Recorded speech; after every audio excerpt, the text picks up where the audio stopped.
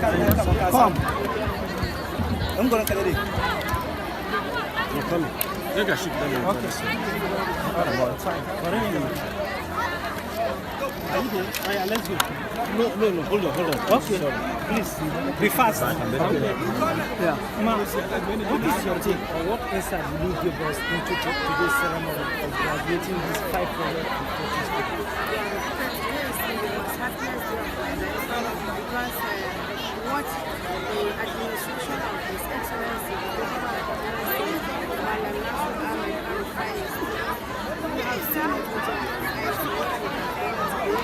that is not just saying it, but you have seen the practical work was in the state, because the collaboration of ESID and Mafita with the Scholar State Government, they transformed a reality. We are graduating about 540 students, marginalized students before, because they are no longer marginalized. Everybody has something to do. So the government of Kaduna State has given them employment. Now they can go and start on their own and live on their own. No more marginalized. Because we have given about 8 people from different concepts.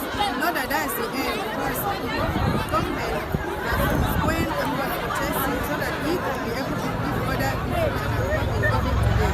So in more distant time, all of them will receive their own gifts. Okay, ma'am. So what advice do you have for them as they live today to be on their own? My advice is that they should try and live in peace, because peace is in need to every citizen. Because without peace, we cannot go about doing our normal business. Because the items that have been given to them, they are calling upon them that they shouldn't sell it. They should go and utilize it so that they can earn a living for themselves, and so that they can help even their parents, their young ones. Thank you so much. Thank you.